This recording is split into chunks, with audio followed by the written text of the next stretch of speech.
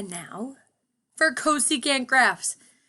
So when I'm doing this on a piece of paper, I grab like all the highlighters and several different colors just to see where things are going.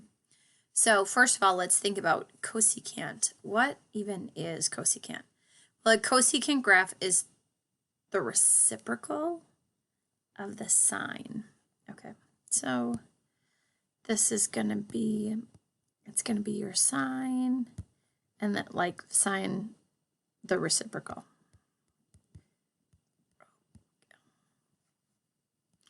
If that's the case, then we're always just going to graph the sine first. So all of these things, I'm going to do them in light colors because they're not technically there, but we need them as the scaffolding in order to make the cosecant. So let's just think some things about sine. What do we know about sine? What is the amplitude? Top is 1, bottom is 1. Then does it, what's the period? 2 pi. And does it start low, middle, or high? So it's in the middle. Okay, if we know all those things, we can quickly graph a sine. So I'm going to quick go and I'm going to pull out. So my top is at +1, my bottom is at -1. That's my amplitude. Then I'm going to go through and make in red, make it a tiny bit bigger. I know that I start here and then it like goes up and down and up and gets back to 0 at 2 pi. You can also go backwards, same thing, because the period is 2 pi. So then it goes up for a while and then it goes down and it like crosses 0 again here. So we've got the red is the starting where things start. The blue is where it crosses halfway between. And then I know that it goes up. So it starts here, it goes up, tops out, bottoms out. And I can go here, it's like bottom, so I'm going backwards. Okay, so I can just take my little, I'm going to do this in yellow.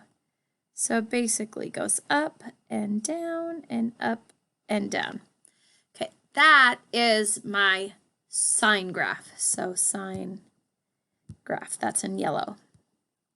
So I need that as the, like that's my skeleton, that's my scaffolding, that's the bones of what I need. Now I'm going to reciprocal all of those things. Okay, so think for a second, we're going to go to the red and blue dots. Those are all at 0. Well, what's the reciprocal of 0? 1/0, which is undefined. So wherever the zeros are, when I reciprocal that, I'm going to get an asymptote. So I'm going to grab a different highlighter. We'll go pink for these asymptotes. And every place I have a 0 in the sine graph, I'm going to have an asymptote in the new one.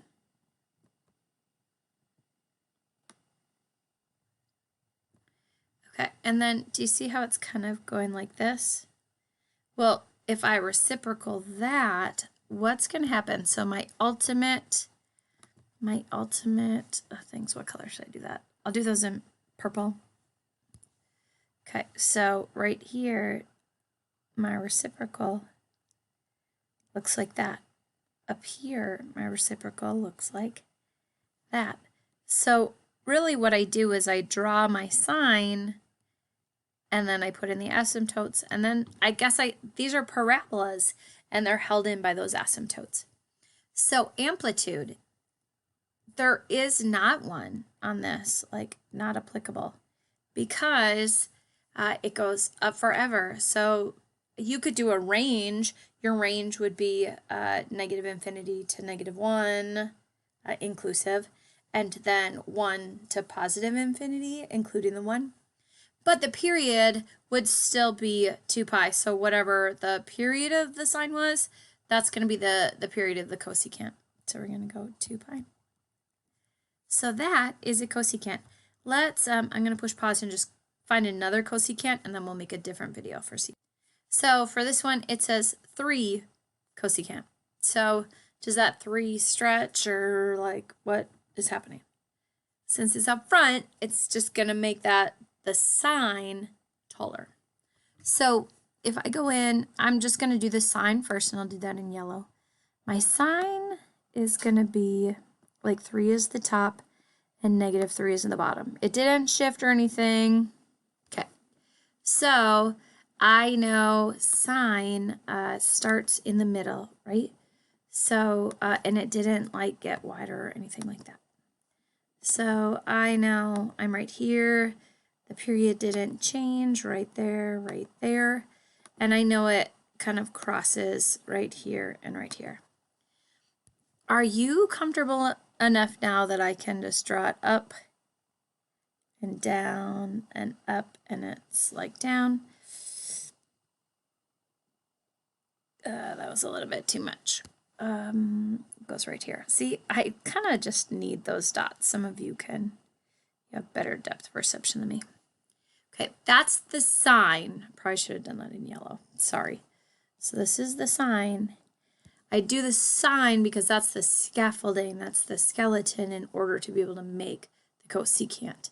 So now I find all of the zeros from the original one, and so I've got a 0 here, I've got a 0 here, 0 here. Now, so really you just, as long as you can draw the sine, so the sine is the most important thing. If you can draw the sine, whether it shifted around or it got wider or skinnier or taller or shorter, anything, as long as you can draw the sine, wherever your zeros are, then you can draw your asymptotes. And then from there, I'm just going to grab my purple and I just say, okay, just off of the bumps, you have your little parabolas in there. So the period is still 2 pi. It didn't change at all. And there we have it. All right, so that gave you the mother function of a cosecant and just one example of a cosecant.